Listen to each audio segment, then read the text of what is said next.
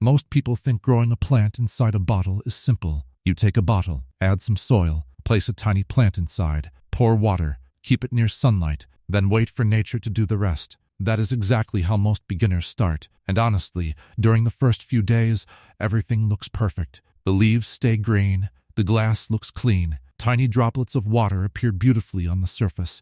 The setup feels calming and satisfying to watch. It almost feels like you created a miniature living world successfully on your first try. But then something strange begins happening. The leaves slowly lose brightness. Growth stops. Moisture stays trapped on the glass for longer periods. The stem weakens. Then suddenly, one morning, the entire plant looks lifeless. At that moment, most people become confused because everything looked completely normal from the outside. The plant received water. Sunlight was available. The bottle looked healthy. So why did the plant die? The answer is hidden deep inside the environment itself. And once you understand that hidden reason, you start realizing why some bottle ecosystems survive for years, while others collapse within days. The scary part is that the real damage usually starts underground long before visible warning signs appear. That is exactly what makes bottle gardening so deceptive. A plant can look healthy above the soil while the roots are already suffocating underneath. Bottle gardening became incredibly popular because people fell in love with the idea of creating tiny self-contained ecosystems inside glass. Social media made that fascination even stronger. Videos showing miniature forests growing perfectly inside bottles started appearing everywhere. Crystal clear glass, healthy moss, tiny tropical plants, beautiful lighting. Everything looked peaceful and effortless. But those videos rarely show the failures behind the scenes. They do not show overheating problems. They do not show fungal outbreaks. They do not show roots dying silently underground. They do not show ecosystems collapsing after weeks of imbalance. Because beginners only see the beautiful final result, they start believing bottle gardening should be easy. They assume plants only need water and sunlight to survive. But bottle ecosystems follow completely different rules than ordinary gardening. That misunderstanding alone destroys thousands of setups before they even stabilize properly. Inside a bottle, airflow changes. Moisture behaves differently. Heat behaves differently.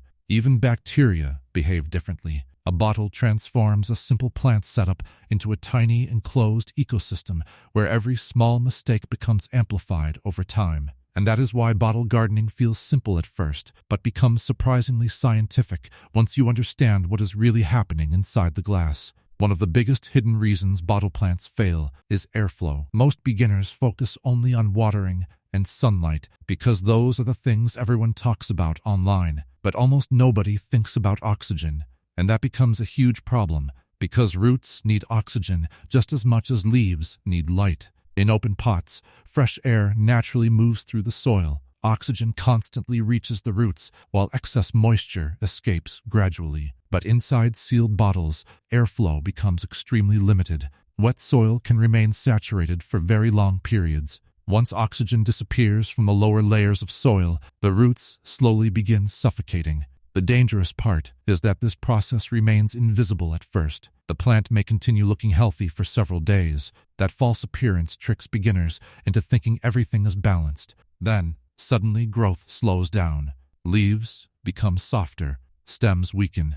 Small black spots appear. Fungus begins forming around the soil surface. At this stage, most people panic and make another deadly mistake. They add even more water because they assume the plant looks weak from dryness. But the real issue is already too much moisture. The roots are drowning. They cannot breathe anymore. Extra water only accelerates the damage. Overwatering destroys more bottle ecosystems than almost anything else. In ordinary pots, extra water drains away naturally. Inside bottles, it stays trapped for weeks, slowly turning the lower soil layers into oxygen-starved zones where roots begin rotting silently. The difficult part is that the surface soil may still appear dry, while deeper layers remain completely soaked. Beginners see the dry surface and immediately add more water. That mistake repeats again and again until the ecosystem finally collapses. Experienced growers understand this danger very well. They usually start with extremely small amounts of water and then carefully observe condensation patterns inside the bottle. Healthy ecosystems show light, temporary condensation during certain parts of the day, but thick water droplets constantly covering the glass usually indicate excessive humidity. And if water begins collecting near the bottom layer, root rot becomes highly likely. Bottle gardening is not about watering frequently. It is about controlling moisture balance carefully. In most cases, too much water is far more dangerous than too little, and understanding that single principle changes everything about how successful terrariums survive long-term. Soil choice creates another massive hidden problem that beginners rarely understand. Most people simply collect normal garden soil and assume it will work inside a bottle, but regular dense soil becomes extremely dangerous inside enclosed environments. Dense soil traps moisture heavily and blocks the tiny air pockets roots need for oxygen exchange. Outdoors, sunlight and airflow help balance moisture naturally, but inside glass, that same dense soil can remain wet for incredibly long periods. This creates perfect conditions for mold growth, bacterial buildup, and root decay. That is why experienced bottle gardeners almost never use plain garden soil alone. Instead, they mix lightweight materials into the soil structure: cocoa peat, sand, bark, perlite, activated charcoal. These ingredients create airflow spaces inside the soil while preventing excessive moisture buildup. Activated charcoal becomes especially important because it absorbs impurities, reduces odor, and slows harmful bacterial growth. Many beginners skip charcoal because they think it is optional decoration, but surprisingly, it is often one of the hidden reasons long-lasting terrariums remain stable for years. Another thing most people never realize is that soil inside a bottle ages differently compared to ordinary outdoor soil. In natural environments, soil constantly refreshes itself through airflow, insects, microorganisms, rain, and changing weather conditions. Inside a bottle, the environment becomes isolated, nutrients recycle slowly, moisture remains trapped, bacteria behave differently. This means soil quality becomes even more important over time.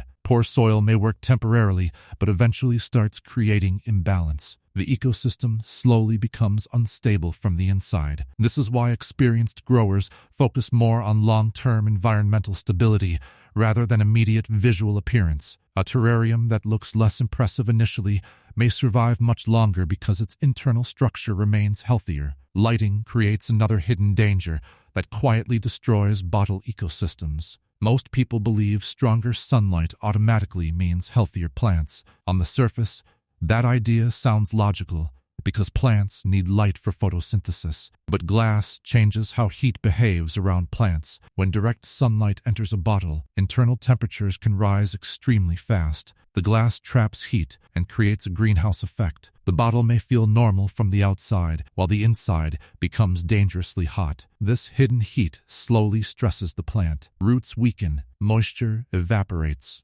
unevenly. Delicate leaves lose strength. Over time, repeated overheating damages the ecosystem continuously until growth stops completely. Many beginners accidentally cook their plants without realizing it. That is why indirect bright light usually works far better than harsh direct sunlight for most bottle ecosystems. Soft filtered light keeps temperatures stable while still providing enough energy for healthy growth. Stability matters far more than intensity inside enclosed environments. Heat buildup becomes even more dangerous in smaller bottles. Tiny containers warm up faster because there is less internal space for temperature regulation. During hot afternoons, the inside of the bottle may become several degrees warmer than the surrounding room. That hidden temperature increase stresses the roots continuously. Some plants react immediately, while others decline slowly over weeks. This delayed reaction confuses beginners because they cannot connect the damage to the actual cause. They see leaves weakening days later without realizing overheating started much earlier.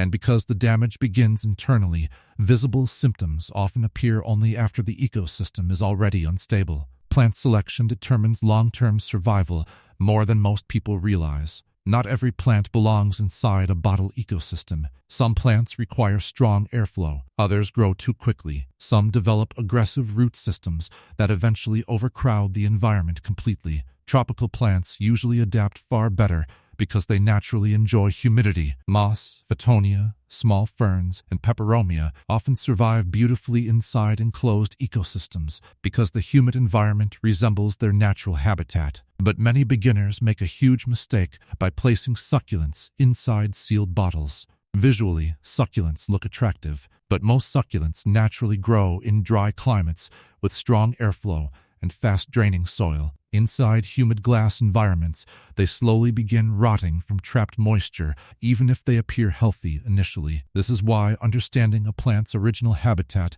changes everything. A rainforest plant behaves completely differently from a desert plant. Temperature fluctuation becomes another silent killer inside bottle ecosystems. During daytime, sunlight and room heat warm the bottle rapidly. At night, temperatures drop again. Inside such a small enclosed space, these changes become amplified. In nature, plants adjust gradually because airflow stabilizes the environment. Inside glass, environmental changes happen much faster. Repeated temperature stress weakens the plant slowly over time. Once weakened, the ecosystem becomes vulnerable to fungus, mold, and bacterial infections. This is why experienced growers avoid placing bottle gardens near heaters, electronics, air conditioners, or windows with harsh afternoon sunlight. Stable environments matter far more than people realize. Consistency allows ecosystems to balance themselves naturally. Sudden environmental changes create stress, and stress slowly destroys enclosed ecosystems from the inside. One fascinating aspect of bottle gardening is the miniature water cycle that develops inside healthy ecosystems. Water evaporates from the soil and leaves, turns into condensation on the glass, then drips back into the soil again. A tiny natural cycle happening inside one bottle. That is why some sealed terrariums survive for years without additional watering. But balance is extremely delicate. Too much moisture causes root rot. Too little moisture dries the ecosystem completely. Excessive heat weakens the environment, while insufficient light reduces photosynthesis. Bottle gardening is not about forcing rapid growth. It is about maintaining long-term balance. Once people understand that principle, their success rate improves dramatically because they stop interfering constantly and start observing more carefully. Another major reason beginners fail is impatience. People interfere too much. They keep moving the bottle, rotating it repeatedly, opening and closing the lid, adding extra water too quickly, changing locations constantly. But healthy bottle ecosystems usually need time to stabilize naturally. The first few weeks are about observation rather than correction. Small adjustments work far better than dramatic changes. Experienced growers understand this deeply. Instead of reacting emotionally to every small sign of stress, they study the ecosystem calmly. They observe moisture behavior. They monitor condensation patterns. They watch how leaves respond over time. That level of observation becomes more valuable than expensive tools or decorative setups.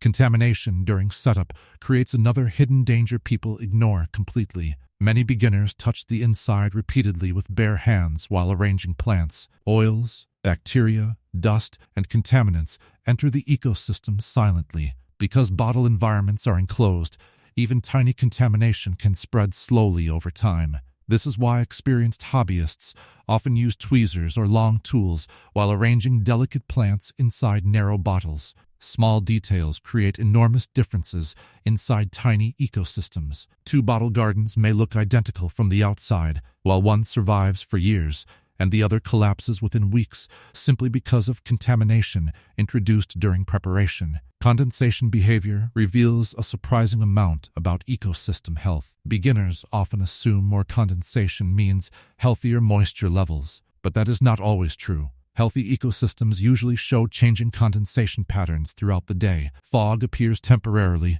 then disappears naturally as temperatures shift. But if heavy droplets remain on the glass constantly, humidity may already be excessive. That trapped moisture encourages fungal growth and bacterial spread. One tiny mold patch can slowly take over the entire environment if ignored for too long. Understanding condensation behavior helps growers recognize problems early before severe damage develops underground. Mold itself frightens many beginners unnecessarily. Small amounts of microbial activity naturally exist inside healthy ecosystems too. The real danger begins when moisture imbalance allows mold to spread aggressively. White fuzzy growth, unpleasant smells, rapid fungal expansion. These are signs that the ecosystem is losing balance. At that stage, reducing moisture and improving airflow temporarily can often save the setup. Observation matters far more than panic. Many beginners destroy ecosystems by overreacting emotionally instead of making calm, controlled adjustments. Successful bottle gardening requires patience and balance, rather than constant dramatic intervention. Bottle size also affects ecosystem survival more than most people expect. Small bottles heat up faster, lose oxygen faster, create stronger humidity fluctuations. Larger containers usually remain more stable because environmental changes happen gradually. Narrow neck bottles may look visually impressive, but they are often harder to maintain. Wider containers provide better airflow management and easier long-term stability for beginners. Choosing the right container is not only about appearance, it directly affects how balanced the ecosystem becomes over time. Plant growth speed creates another hidden challenge. Some plants begin tiny, but eventually overcrowd the entire environment. Roots spread aggressively, leaves multiply, airflow decreases, humidity rises further. Eventually, the ecosystem becomes unstable from overcrowding. This is why experienced growers prefer naturally slow-growing species for long-term bottle environments. Long-term balance matters far more than rapid growth. A stable ecosystem surviving quietly for years becomes far more impressive than fast growth that collapses quickly. Bottle gardening also teaches something deeper about nature itself. Every ecosystem survives through balance. Water, airflow, temperature, bacteria, roots, light, everything remains connected. Inside a bottle, those relationships become easier to observe because the environment is confined. One small mistake affects everything else. That is why bottle gardening feels surprisingly scientific, despite looking simple from the outside. People who succeed stop thinking like casual plant owners and begin thinking like ecosystem managers. Another hidden mistake beginners make is overreacting whenever stress appears. The moment leaves weaken slightly, they change everything at once. More sunlight, more fertilizer, more water, different locations, different temperatures. But too many sudden changes create even more stress. Healthy ecosystems respond better to slow adjustments. Sometimes the smartest thing a grower can do is simply observe quietly before interfering. Patience becomes one of the most powerful skills in bottle gardening. Fertilizer misuse creates another hidden danger. Inside enclosed environments, nutrients remain trapped much longer than in open pots, where excess minerals naturally wash away. Too much fertilizer can overwhelm delicate roots and encourage bacterial growth. Many successful bottle ecosystems require very little fertilizer because nutrients recycle naturally over time. Beginners often assume faster growth means healthier plants, but forced rapid growth destabilizes the ecosystem surprisingly quickly. One thing social media rarely shows is how many failed terrariums exist behind every successful one. People usually upload the beautiful final result, not the months of experimentation behind it. They do not show the bottles that overheated, the ecosystems destroyed by excess moisture, the roots lost to fungal infection, the collapsed setups caused by poor airflow. Because of that, beginners often compare their failures against unrealistic expectations, but even experienced growers lose ecosystems sometimes. Bottle gardening is less about perfection and more about understanding environmental balance over time. Another important detail involves lid control. Some bottles are fully sealed, while others remain partially open. Beginners often assume sealed bottles always work better because moisture stays trapped inside. But complete sealing can become dangerous if humidity levels rise too much. In some cases, partially open ecosystems provide healthier airflow and reduce fungal problems. Understanding when to open the bottle briefly and when to keep it sealed becomes part of the learning process. Small airflow adjustments can completely change ecosystem stability. Drainage layers create another critical difference between successful and failed terrariums. Experienced growers usually place gravel or small stones at the bottom before adding soil. This creates a separation zone where excess water collects safely away from roots. Without that layer, moisture remains trapped directly around the roots, increasing the risk of oxygen loss and decay. Activated charcoal often sits above the drainage layer, helping filter impurities and stabilize the environment further. These structural details may seem small, but they dramatically increase long-term survival rates. Another hidden issue involves cleaning the bottle itself before setup. Many beginners simply rinse the bottle quickly and start planting immediately, but invisible chemical residue, soap traces, or contaminants can affect sensitive ecosystems later. Experienced hobbyists clean bottles carefully and allow them to dry completely before building the environment. Tiny chemical traces inside enclosed systems can influence bacterial growth, plant health, and moisture balance more than people realize.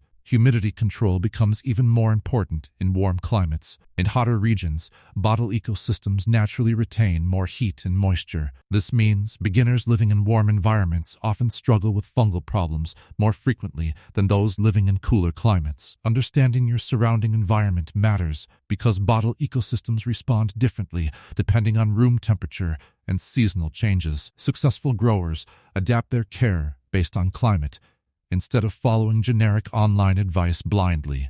The positioning of the bottle inside a room also affects stability more than people think. A bottle placed near a sunny window behaves differently from one placed in indirect room lighting. A bottle near electronics may experience temperature fluctuations throughout the day. Even airflow from ceiling fans or air conditioning units can influence moisture balance slowly over time. Experienced growers pay attention to environmental consistency rather than only focusing on the plant itself. Another surprising issue is decorative overcrowding. Many beginners try to make their bottle ecosystems look dense and beautiful immediately. They add too many plants, excessive moss, decorative stones, and large pieces of wood. Visually, it looks impressive at first, but overcrowding restricts airflow and increases moisture retention. Over time, that decorative density creates instability. Simpler ecosystems often survive longer because balance becomes easier to maintain. The psychological side of bottle gardening also plays a major role. People naturally want fast, visible success. They want rapid growth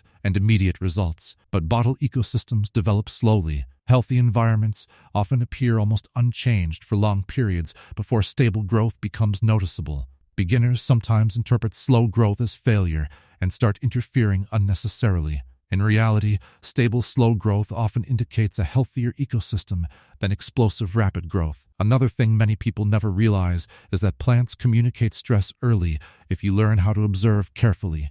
Slight leaf discoloration, weak stems, condensation changes, unusual smells, tiny mold patches. These small signs appear long before complete ecosystem collapse. Experienced growers learn to read those signals early. That ability usually separates successful long-term bottle gardeners from frustrated beginners. There is also a huge difference between open terrariums and closed terrariums. Open terrariums allow more airflow, making them suitable for plants that prefer drier conditions. Closed terrariums trap humidity, making them ideal for tropical species. Many beginners ignore this difference completely. They place the wrong plants into the wrong type of environment. Then, they wonder why the ecosystem collapses, even though the setup looked beautiful initially.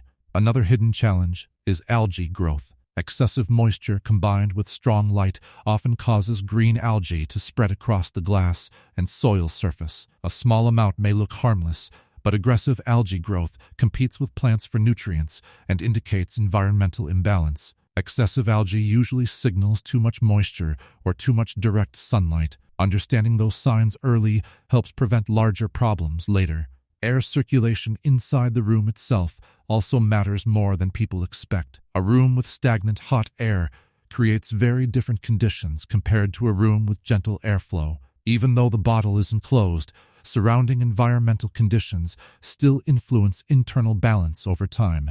Successful growers pay attention to the entire environment rather than only focusing on what happens inside the glass. Another common mistake is choosing bottles purely for appearance. Some decorative bottles look stunning, but create terrible growing conditions because of extremely narrow openings or poor internal space distribution. A visually attractive bottle does not automatically create a healthy ecosystem. Function matters just as much as aesthetics. Experienced growers often prioritize stability and airflow over appearance alone. People also underestimate how slowly bottle ecosystems adapt. Every environmental change creates a delayed reaction. You may adjust lighting today, but not see visible results for several days. That delayed response confuses beginners because they expect instant improvement. Instead of waiting patiently, they continue making more changes. This constant interference prevents the ecosystem from stabilizing properly. Another hidden issue involves water quality itself. Some tap water contains chemicals or minerals that slowly affect sensitive ecosystems over time. Experienced growers sometimes use filtered or distilled water for delicate setups because stable water quality reduces long-term imbalance. Tiny details like this may sound excessive, but inside enclosed environments, small factors become amplified gradually. The age of the plant before entering the bottle also affects survival rates. Young, adaptable plants usually adjust better than mature, stressed plants. A plant already struggling before setup becomes far less likely to survive inside an enclosed environment. Successful growers often select healthy, active plants because strong plants adapt more effectively to environmental changes. One fascinating thing about successful terrariums is that they often become more stable over time rather than less stable. Once balance develops properly, the ecosystem begins regulating itself naturally. Moisture cycles stabilize, root systems strengthen, microbial activity balances itself. The environment slowly becomes self-sustaining. That is the moment bottle gardening starts feeling almost magical. And this is exactly why bottle gardening fascinates so many people. Because when balance finally happens, it feels like creating a living world inside glass. Water recycling naturally, roots spreading silently, tiny plants adapting over time. Everything connected through invisible environmental balance. Successful terrariums feel satisfying because they represent harmony rather than control. They show what happens when natural systems remain balanced instead of forced aggressively. The truth is simple. Most bottle plants do not die because people are unlucky. They die because enclosed ecosystems follow completely different rules than ordinary gardening. Once you understand those hidden rules, everything changes. You stop overwatering. You stop overheating the bottle. You choose plants more carefully. You focus on environmental stability instead of fast growth. And most importantly, you begin observing the ecosystem patiently instead of constantly interfering with it. So before throwing away another failed bottle garden, look deeper first. Check the airflow. Observe the condensation. Think about temperature stability. Examine the soil structure carefully. Consider whether the plant actually belongs inside a humid environment, because most problems begin long before visible damage appears on the leaves. And once you finally understand how these miniature ecosystems truly work, bottle gardening becomes far less frustrating and far more rewarding. If you enjoyed this video, make sure to like, subscribe, and share it with someone who loves plants but struggles with bottle gardening. And if you want to discover how some self-sustaining terrariums survive for years without daily care, watch the next video on this channel because the science behind it surprises almost everyone.